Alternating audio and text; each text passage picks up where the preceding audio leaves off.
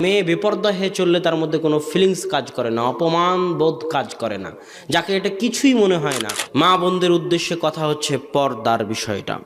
পর্দার বিষয়ে কি বলবো, এখানে আপনাদেরও দায়িত্ব আছে। আল্লাহ রাসূল বলতেছে লা ইয়াদখুলুল জান্নাতা আদ-দায়ুস, দায়ুস জান্নাতে যাবে না। দায়ুস কাকে বলে জানেন? দায়ুস মানে হচ্ছে যার রক্তে দিয়াসাহ আছে। দিয়াসাহ কার রক্তে আছে? শুকুরের রক্তে আছে। শুকুরের রক্তে কেন দিয়াসা আছে? দিয়াসা আরবি শব্দ।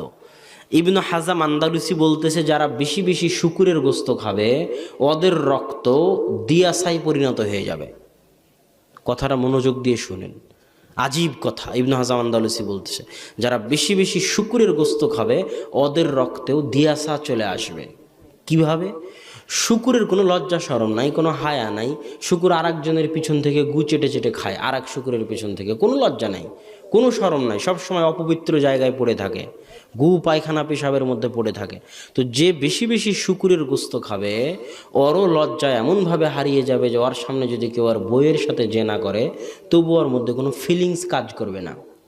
এর নাম হচ্ছে রক্তের মধ্যে দিয়াসা আসা। এর নাম কি? রক্তের মধ্যে দিয়াসা আসা। আল্লাহ রাসূল বলছে যে দায়ুস সে জান্নাতে যাবে না। মানে যার বউ বেপরদা হয়ে চললে যার মধ্যে কোনো ফিলিংস কাজ করে না। কে রে, আমি মোহরানা দিয়ে বিবাহ করলাম, আমার বউকে আর একজন দেখবে, এই ফিলিংস যার মধ্যে কাজ করে না। যার মেয়ে বেপরদা হয়ে চললে তার মধ্যে কোনো ফিলিংস কাজ করে না, অপমান বোধ কাজ করে না, যাকে এটা কিছুই মনে হয় না, তার মানে তার রক্ত শুকুরের রক্ত হয়ে গেছে। কথা মনে হয় বুঝাতে পারলাম না। যার মেয়ে, যার বউ বেপরদা হয়ে চলে তার মানে তার রক্ত কাদের রক্ত হয়ে গেছে? শুকুরের রক্ত হয়ে গেছে, সব পুঁজ হয়ে গেছে। আর ওখানে মুসলমানের রক্ত নাই, ওখানে আর আত্মমর্যাদা নাই। পর্দা কেন এত জরুরি? পর্দা হচ্ছে সমাজ রক্ষার, সমাজ হেফাজত করার মাধ্যম। কিভাবে সমাজ রক্ষা হবে, কিভাবে সমাজ হেফাজত হবে? পরিবার টিকে থাকলে সমাজ হেফাজত হবে। পরিবার টিকে থাকা মানে বাপের পরিচয় জানতে পারা। আজ হাজার লাখো বছর ধরে আল্লাহ এই পৃথিবী আবাদ করে আসতেছে পারিবারিক প্রথার মাধ্যমে। যখনই পরিবার প্রথা হুমকি হয়ে দাঁড়িয়েছে আল্লাহ ওই জাতিকে ধ্বংস করে দিয়েছে। আপনি যান জর্ডানে, যান, জর্ডানে একটা সাগর আছে তার নাম মৃত সাগর, ডেড সি। ওই সাগরে মানুষ ডুবে না কেন? ওই সাগরের মানুষ এক সময়, ওই সাগরটা একটা শহর ছিল, শহরটাকে আল্লাহ এইভাবে উল্টিয়ে দিয়েছেন। ওই শহরের নিচ পিঠে, তল পিঠে যেটাকে আল্লাহ উল্টিয়ে দিয়েছেন, ওই পিঠে একদল মানুষ বসবাস করতো যারা এত বেশি জেনায়, ঘৃণ্য জঘন্য যৌনাচারে লিপ্ত থাকতো যে পরিবার প্রথা বন্ধ হয়ে যাওয়ার উপক্রম হয়ে গেছিল। জেনা বেশি হলে পরিবার প্রথা বন্ধ হয়ে যায়। জেনা বেশি হলে জারদ সন্তান চলে আসে, জারদ সন্তান আসলে বাপের পরিচয় পাওয়া যায় না। জেনা যত বেশি হয় তত সন্দেহ বাড়ে। আপনি আপনার মায়ের উপর সন্দেহ করে ফেলে দিবেন, আপনার বাপ তার নিজের স্ত্রীর উপর সন্দেহ করবে যে পেটের এই সন্তানটা আমার পক্ষ থেকে না আর একজনের পক্ষ থেকে, আল্লাহই জানে। এটা জেনার আধিক্যতার কারণে হয়। জেনার আধিক্যতা পরিবার নষ্ট করে দেয়। কথা বুঝতে পারতেছেন? আর সেটা শুরু হয় বেপর্দা থেকে। কি থেকে? বেপর্দা থেকে সেটা শুরু হয়। এই জন্য পর্দার গুরুত্ব ইসলামে অনেক বেশি। পর্দা করা হচ্ছে সম্মানের মাধ্যম। পর্দা করা কিসের মাধ্যম? আমি আপনাকে কি দিয়ে বুঝাবো যে পর্দা করা সম্মানের মাধ্যমে? একটা উদাহরণ দেই। আদম এবং হাওয়া আলাইহিস সালাতু ওয়াস সালাম, তাদেরকে জান্নাতের একটা গাছের ফল খেতে নিষেধ করা হয়েছিল। সেটা কি জানেন? জানেন তো যে একটা ফল খেতে নিষেধ করা হয়েছিল। ফল যখন তারা খেলো তখন তাদের গা থেকে কি খসে পড়ে গেল? পোশাক খসে পড়ে গেল। তার মানে উলঙ্গ হওয়া একটা শাস্তি, আর গায়ে কাপড় থাকা, পর্দা থাকা একটা সম্মান। কথা মনে হয় বুঝাতে পারলাম না। বুঝাতে না পারলে আমি ব্যর্থ। কথা কি? কথা হচ্ছে যে আদম এবং হাওয়া আলাইহিস সালাতু ওয়াস সালামের গা থেকে যে পোশাক খুলে পড়ে গেল, এটার দ্বারা বোঝা যায় যে বেপর্দা হচ্ছে শাস্তি আর পর্দা হচ্ছে সম্মান। এই জন্য ওমর রাদিয়াল্লাহু তাআলা আনহুর যুগে দাসীরা যদি এইভাবে মুখ ঢেকে থাকতো, দাসীরা যদি এইভাবে মুখ ঢেকে থাকতো তো ওমর রাদিয়াল্লাহু তাআলা তাদের মুখের কাপড় খুলে দিতেন টান দিয়ে। যারে তুই দাসী, দাসীর কোনো পর্দা নেই। পর্দা তো করবে সম্ভ্রান্ত বংশের মেয়ে, উঁচু বংশের মেয়ে, স্বাধীন বংশের মেয়ে। যে স্বাধীন, আজাদ, সম্মানিত, সম্ভ্রান্ত, তারা করবে পর্দা, আর বেপর্দা হয়ে চলবে দাসীরা। কথা বুঝেননি? মানে সমাজে যারা বেপর্দা হয়ে চলতেছে এরা কি? ভাবে বোঝা যাচ্ছে, ইসলামী শরিয়ার হুকুমে বোঝা যাচ্ছে যে বেপর্দা হয়ে চলবে দাসীরা, যার কোনো সম্মান নাই, যার কোনো হায়া নাই, যার কোনো মর্যাদা নাই, সে চলবে বেপর্দা হয়ে। ওই জন্য তো হাওয়ার গা থেকে যখন কাপড় খুলে গেল সাথে সাথে পাতা নিয়ে ঢেকে দিচ্ছেন, কেননা বেপর্দা হয়ে চলাটা হচ্ছে মান সম্মানের খেলাফ, ইজ্জতের খেলাফ। আর মান সম্মান ইজ্জত লুকিয়ে আছে পর্দার মধ্যে।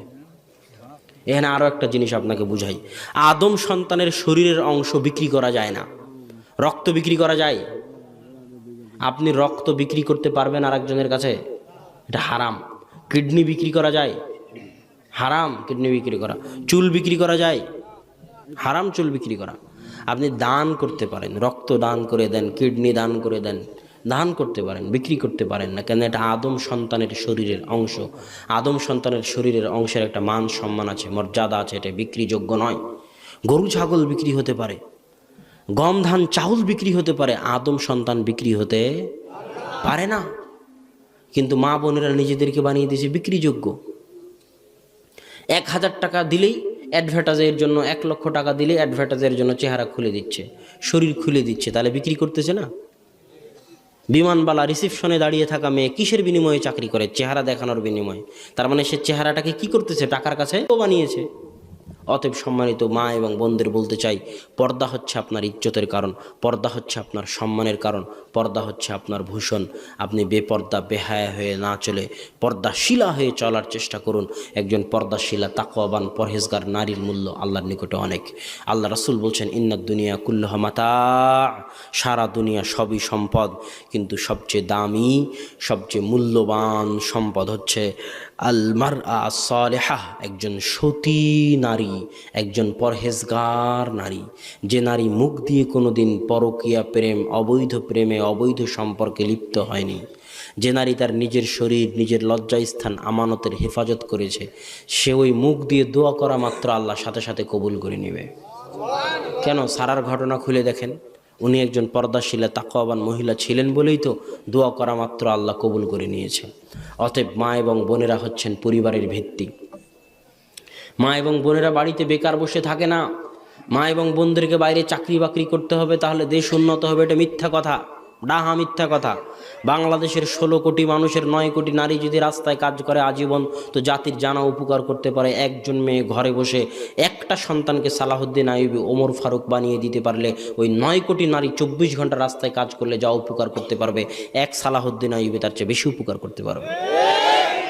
অতএব নারীদের গুরুত্ব কোথায় সেটা আপনাকে বুঝতে হবে। ইহুদি খ্রিস্টানরা জানে যে নারীদেরকে ঘর থেকে বের করে নিলেই সমাজ নষ্ট হয়ে যাবে। কেমনে সমাজ নষ্ট হবে? নারী যখন ঘর থেকে বের হয়ে গেল, ডাক্তার সকাল 8টায় বের হয়, 5টায় ফিরে, স্বামী বিদেশে প্রবাসে কাজ করে, স্বামী এক জায়গায়, মা এক জায়গায়, সন্তান মানুষ হয় চাকরের হাতে, চাকরানির হাতে। ওই সন্তান কি সৎ হবে? ওই সন্তান কি ভালো হবে? হতে পারে না, অসম্ভব। ওই মায়ের চাকরি তো 2 টাকা কামানো নয়, ওই মায়ের চাকরি হচ্ছে আল্লাহর পক্ষ থেকে দেওয়া চাকরি, সবচেয়ে কঠিন চাকরি। পারমাণবিক বোম বানানো অত কঠিন নয়, চন্দ্র মঙ্গল গ্রহে যাওয়া অত কঠিন নয়, যত কঠিন একটা ছোট্ট বাচ্চাকে সৎ মানুষ রূপে গড়ে তোলা। জন্ম দিতে পারলে মা হওয়া যায় না, পাগলিও জন্ম দিতে পারে। আপনি জন্ম দিলেন আর বললেন মা, অসম্ভব। আপনাকে মায়ের দায়িত্ব পালন করতে হবে, আপনাকে পিতার দায়িত্ব পালন করতে হবে। না পালন করলে জবাব কিয়ামতের মাঠে আপনাকে দিতে হবে। অতএব সম্মানিত মা এবং বন্ধুদের উদ্দেশ্য করে বলতেছি, আপনারা নিজেদের দায়িত্ব বুঝুন, দায়িত্ব সচেতন হন, কী জন্য পৃথিবীতে এসেছেন সেটা অনুভব করার চেষ্টা করুন। বেপর্দা বেহাই থেকে ফিরে এসে পর্দার মধ্যে নিজেকে আবদ্ধ করে দিয়ে, পর্দার মধ্যে নিজের সম্মান, নিজের ইজ্জতকে হেফাজত করার মাধ্যমে দেশ, জাতি, সমাজকে কিছু দেওয়ার চেষ্টা করুন। আল্লাহ আপনাদের তৌফিক দান করুক, আল্লাহুম্মা আমিন। আর যুবকদের উদ্দেশ্যে বলতে চাই, যুবক, তোমাদের আত্মমর্যাদার দরকার আছে, আত্মসম্মানের দরকার আছে। স্রোত যেই দিকে যাবে তুমিও সেই দিকে যাবে, এটা হতে পারে না, অসম্ভব। স্রোত যেই দিকে যাবে তুমিও সেই দিকে যাবা মানে তুমি খড়কুটো, মানে তুমি পানা, মানে তোমার কোনো মূল্য নেই। এটাই আল্লাহ রসুল বলেছে যে একটা সময় আসবে যখন কাফের, ইহুদি, খ্রিস্টান, মুশরিকরা তোমাদের উপরে এমনভাবে ঝাঁপিয়ে পড়বে যেমন ক্ষুধার্ত ব্যক্তি প্লেটের উপরে ঝাঁপিয়ে পড়ে। আল্লাহ রসুল, আমরা কি কম হব? অসম্ভব, তোমরা কম হবে না। কয়েকশো কোটি হওয়ার পরও তোমরা হবে ফ্যানার মতো, কোনো ভ্যালু থাকবে না, মূল্য থাকবে না। আইপিএল, বিপিএলের জুয়া, পড়াশোনার নামগন্ধ নাই, সময় নষ্ট, মোবাইলে সময় নষ্ট, ফেসবুকে সময় নষ্ট, ইউটিউবের সময় নষ্ট, জুয়ার আড্ডায় সময় নষ্ট, মদের আড্ডায় সময় নষ্ট। এই যুবক সমাজ দিয়ে জাতির কি হবে? বলেন কি হবে জাতির? এরা তো জাতির বোঝা, এদেরকে তুলে ডাস্টবিনে ফেলে দিতে হবে। এরা জাতির জন্য বোঝা, এদেরকে তুলে ডাস্টবিনে ফেলে দিতে হবে। ইসরায়েলে যাও, ইসরায়েলের ইহুদি কয়দিন বিপিএলের আয়োজন করে, কয়দিন আইপিএলের আয়োজন করে, কয়দিন ওরা মদ জুয়া আড্ডা নিয়ে ব্যস্ত থাকে, গিয়ে দেখে আসো। ওদের কাজ পড়াশোনা করা, ব্যাংক ব্যালেন্স, অর্থনীতি, জ্ঞান বিজ্ঞান, গবেষণা প্রযুক্তিতে উন্নত হয়ে তোমাদেরকে কচু কাটা করা, এটা হলো ওদের উদ্দেশ্য। আর তোমাকে ওই যে বিপিএল আইপিএল, নারী, নাচ গান, ফেসবুক ইউটিউব, সময় নষ্ট, মদ জুয়াতে ব্যস্ত রেখে তোমার মাথাকে ভোঁতা করে দেওয়া, তোমার ব্রেনকে অচল করে দেওয়া। আর তুমি ওই যে জীবনে কোনোদিন পড়াশোনা করোনি, তখন আর কি করবা? তখন পদ্মা সেতু বানাতে ইঞ্জিনিয়ার ভাড়া করা লাগে, চায়না থেকে ইঞ্জিনিয়ার ভাড়া করা লাগে, কোরিয়া থেকে, আর তুমি গিয়ে ইট বালু নিয়ে ওখানে লেবারি করবা। এই হলো উন্নত বাংলাদেশ। কথা বুঝিনি?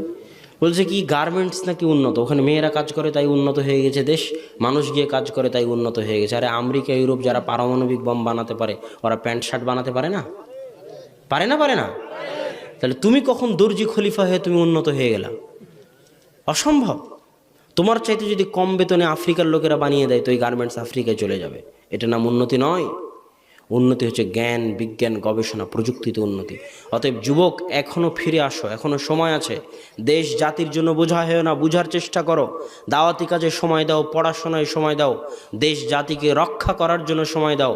দেশ জাতির জন্য বোঝা হয়েও না। দুনিয়া অল্প দিনের, কিছু করে গেলে মানুষ স্মরণে রাখবে, পরকালে পাবে।